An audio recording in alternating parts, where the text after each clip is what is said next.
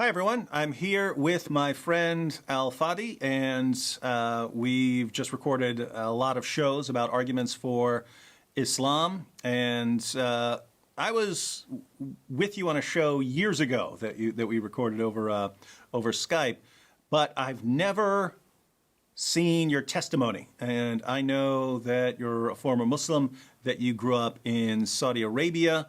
But beyond that, I don't really know much. So I figure this would be a great time to learn. So why don't you start by telling us what your life was like in Saudi Arabia growing up?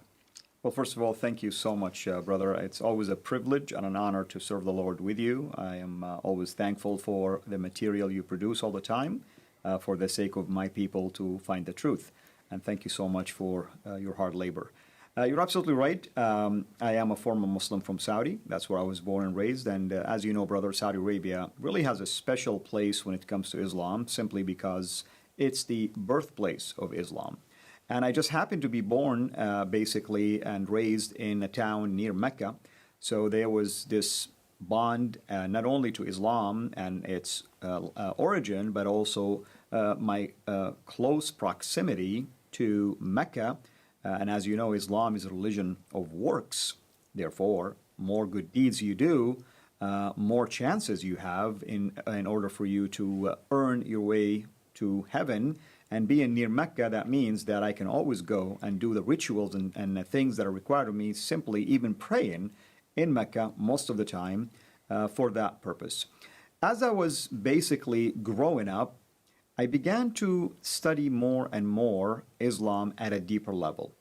Now, not all Muslims, by the way, you're going to meet, even from Saudi, are that religious. I want to be fair. Not all of them are that devout. But the tendency for people in Saudi to be devout, if you wish, is much higher than you find it in other areas outside of Saudi Arabia, simply because Islam is really emphasized in there, not only at the school level, not only at the college level, but also it is emphasized by the way of life in there and the Sharia law application and so many aspects basically of life in there.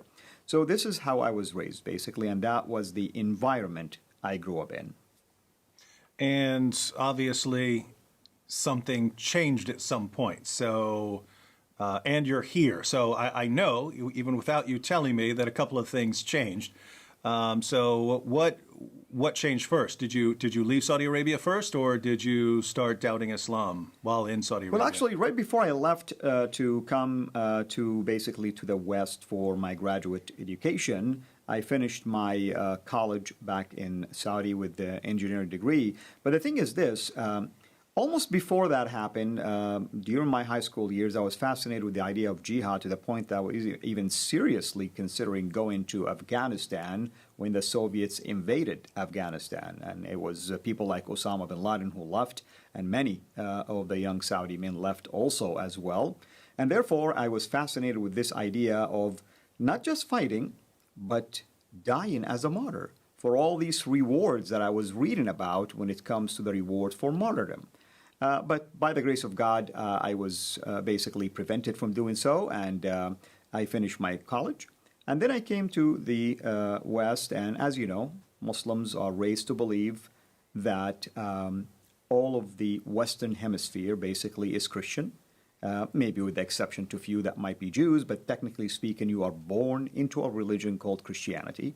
And this religion happened to be the one right before Islam. Therefore, it's canceled, it's obsolete. But at the same time, Christians who live in the West, they're immoral. Why? Because their Bible has been corrupted, and evidenced by the fact that they have nightclubs, have bars, and you watch movies and you assume that this is the culture at large as a result of this. So I came to the West with that mindset. But it's almost like within the first month, I, believe it or not, I just struggled with the use of idioms, and that led me into basically getting connected through some of the campus ministries with a family that was a born-again believer. That was the first time I've ever heard of such a thing when we were having this spiritual discussions. And it was through that process that my mind began to shift into basically willingness and also just the desire to learn more about this Christianity that I knew nothing about. Initially, my intent was to convert people to Islam. I didn't really want to learn about it for the sake of leaving Islam, but that's how the process began. Wait, so you got involved with Christians because you were trying to work on your English speaking abilities? My English, exactly. Oh, wow, that's interesting. So, how did you come to doubt Islam? Because most Christians that you would ever run into generally know very little about Islam. So I doubt they would have been presenting criticisms of Islam. So how did you come to doubt Islam? That is true. It's after a few months of my encounter with this family, I ended up changing my major. I moved from that place where I was to another place. And I severed my relationship with the family, never bothered to reconnect with them. Graduated, got a job offer. And it was years later I met more people, and specifically another family. And it was when I began to engage them in discussions about my faith, Islam, in other words, I was inviting them to accept Islam, that's when they began to push back gently, asking me for proof when I said the Bible is corrupt, asking me for proof when I made claims that Jesus wasn't crucified, and at the same time sharing back with me what does the Bible say, what other evidence there are available, and asking me also to reason about certain facts and things of that nature. In other words, they were really countering my arguments with ways to force me to examine and think about the claims that I'm making. And in this case, I began to discover slowly and gradually that I'm making really big claims that I cannot back up. And it was through this process, that was a long process, it took almost 12 years for it, because I was definitely an apologetic at heart. I had this zeal for Islam, and of course I wanted to prove that I was right. But of course, by God's grace, through this pushback, I began to slowly to doubt Islam until I got to a point where I definitely discovered that either I'm living a big lie or I know nothing about Islam, at least the way I learned it. And that was the turning point, basically. And so what happened after that? I got invited to go to a church a couple of times, and I refused to do so, for obvious reasons. Muslims, of course, don't like to go to churches anyway. And one of it is they're afraid that they'll be seen by others. Sometimes they think God is going to punish them, and so on and so forth.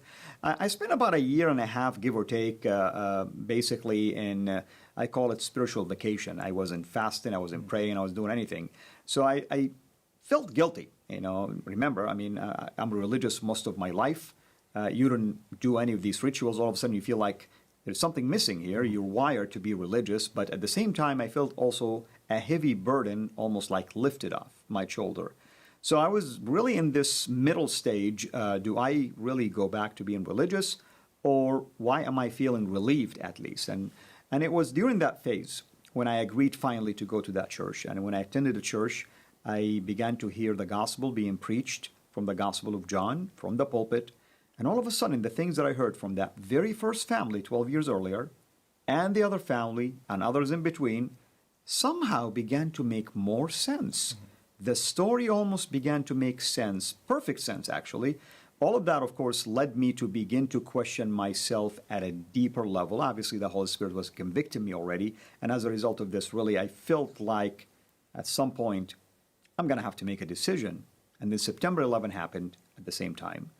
And obviously, being a devout Muslim, I understood perfectly why these hijackers did what they did, of course. It's their ticket to heaven. That's the way they were thinking about it. At some point in my life, I wanted to die as a martyr. But the devastation of that act was being laid out before my eyes. And I began to see what I myself could have done as well years earlier to others, innocent people, innocent lives. And I began to really ask myself, why would God allow for things like this to happen for the purpose of few just to go to heaven? If he is really a God that I thought to be the God of peace, and my religion is a religion of peace, And to top that, that very weekend, I attended the same church, and they preached from the Gospel of Matthew about loving your enemies and praying for those who persecuted you. And that was a very powerful passage because I reminded myself that if the God of the Bible is the God of the Quran, then something drastically happened to this God, that he changed his mind about loving your enemies 600 years before the coming of Muhammad, and all of a sudden now it is a command to hate and fight them. We have to back up a second because I'm a little confused. Because on the one hand, you seem like you understand that Islam promotes jihad and martyrdom. But on the other hand, you are saying that Islam is a religion of peace. So is it something like the jihad is right because you're ultimately striving for peace and the good of the Islamic community or something? Like I can imagine if you're the fighting in Afghanistan that Right. These are Russian invaders and so you're martyring Right. yourself to stop the invaders or something like No, that. that's a very good question. Before I reached that point of confusion, of course, certainly I would look at Islam as a religion of peace from a different perspective. Religion of peace in terms of spreading Islam, and that will be the only way to enforce peace. But then when I began to doubt Islam, I was touched now by what I've seen, and that really was the struggle that I faced. Reminding myself now, I used to think to do things like this, but at the same time, also the opposite side of that belief is that also it's a religion of peace. So how can this be peace? Mm-hmm. Because now I'm witnessing it by myself. And of course, that was a major event, as you know, globally. And that was a turning point, of course, in terms of people understanding about Islam and its teaching in relationship to jihad. And I've already been heard hearing the gospel, and obviously the Holy Spirit was doing his work already and convicting me. So it's the softness inside of me that allow me to, for the first time, to begin to examine things that in the past I accepted, but now it looked totally different to me. And so what was the sort of last straw? The last straw was certainly, it was very important for me to hear that passage being preached. I continued to come to that church for probably another 2 months or so. But a couple of times during those services, they would call people to the altar, of course, and if they want to accept Christ. I almost felt one time tempted to do this. I didn't know what was forcing me to think that way. But I kept denying my internal, basically, desires to follow along. But it came to a point where I really wasn't able at all to keep resisting. In fact, it was coupled also by seeing some sort of a dream. Typically people, especially Muslim people, are afraid of the idea of death for two reasons. Death means there is a possibility of punishment in the grave. But most importantly, you don't know really if you're going to end up making it to heaven or not. I mean, you still want to keep doing your good deeds. And the dream that I was getting actually was strange, that I died, and I'm standing before the throne of God, and he's asking me one question: why have you rejected my son? And that was a question I didn't know the answer to, yet at the same time I was already attending the church, and I'm hearing about the son already, and I've seen people accepting the son. And when I've seen this dream a couple of times happening almost within the span of these 2 months, it really terrified me. It's almost like I began to think about death. What's going to happen now if I truly die? What is basically the right path? Is it Islam or is it what I'm hearing?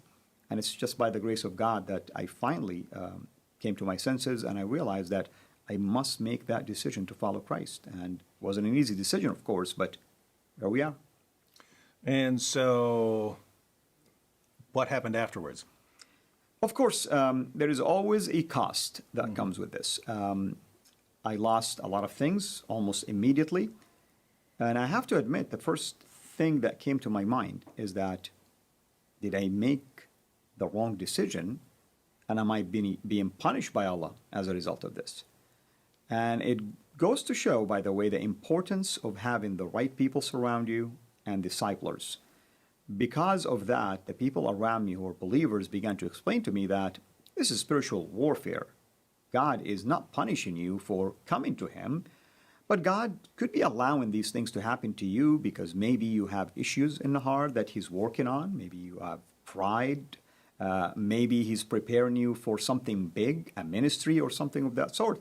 But don't look at it as if He's punishing you. He cannot punish you for coming to Him. He is. They began to show in passages that heaven is rejoicing that actually, as a sinner, you accepted basically Christ. So through this process, I began to it started to make sense to me that indeed, yes, there are things inside of me that began to change, things that I used to desire. Somehow I began to distance myself from material and stuff that I had affinity for, and I began to learn to be humble. And years later, of course, I look back and I am thankful now for the process that the Lord put me through. Now, you could have just spent the rest of your life working your job, living quietly, and eventually died like that. But you've decided to focus on ministry and reaching Muslims. Why'd you take things in that direction? Well, certainly it's God's calling, obviously. It wasn't just me trying to do something on my own. But here's the interesting thing. I remember the first maybe a few weeks after I became a believer, I was asking God, why did you make me a Muslim all of these years, denying me to know you since day one? Of course, little that I knew that the Lord actually had a ministry for me, and all of these years are not a waste because of my upbringing as a Muslim from Saudi Arabia, learning the Quran, learning tafsir, learning all the traditions that basically the Prophet taught and his biography, and almost learning it from the top-notch Islamist, gave me that authority when the day came for me to step into ministry. And of course, I looked at it as, since I know the truth now, I owe it to my people to let them know about this truth. And it's amazing how God began to surround me by godly men and women who began to serve me, began to disciple me, began to work on me. Our dear brother Sam Shamoun was one of them. And watching sometimes your videos with him and others that were other parts of my discipleship process. And of course, the Lord brought me into contacts with others where media door opened up for me, and I began to see the significance, really, of utilizing media to the glory of God if we use it wisely. Because I cannot multiply myself, you cannot multiply yourself, but the message could be spread to millions upon millions of Muslims.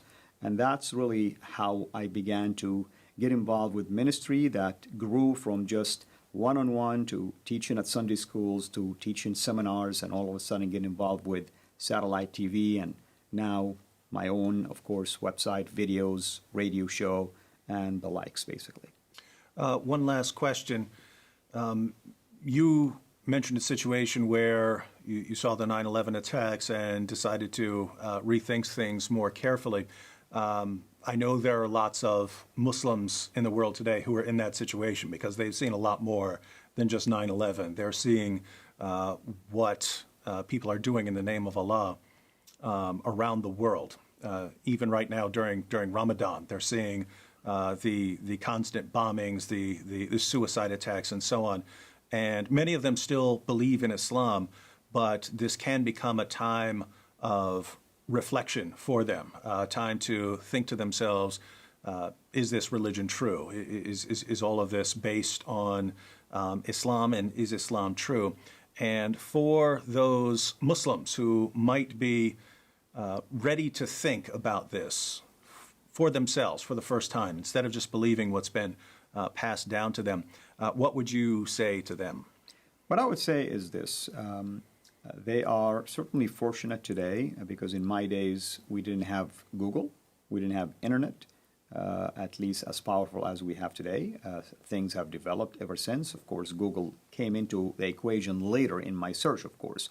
They have access to many, basically, resources online at the privacy of their own home and places.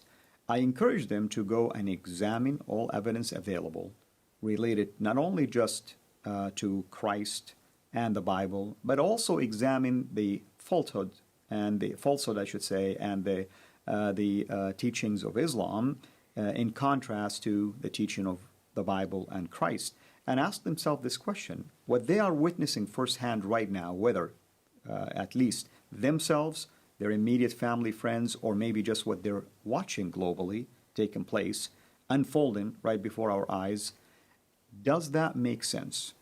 That a religion that everyone think is a religion of peace would cause such chaos globally, and since September 11, this chaos continues to intensify to where we are today. Almost every region in the world has been impacted by it. Can truly the God who revealed Islam to be the religion of peace be the same God who is also causing all of this chaos? You see, you cannot pick and choose what the Quran teaches or what the Prophet teaches, because ISIS can justify their actions just like people who wants to claim that Islam is a religion of peace can justify their actions. So one side has to be right and one side has to be wrong. And the fact that you have contradictions from within, this should cause them to examine Islam at a deeper level, utilizing all of these resources that are available for them, which I did not have in my days. Well, thank you, brother. And to everyone out there who would like to learn more, you can look at the links in the description box. That'll take you to Fadi's YouTube channel, to many more videos by him, and to more details about his background and story. And look forward to hearing much more from you in the future.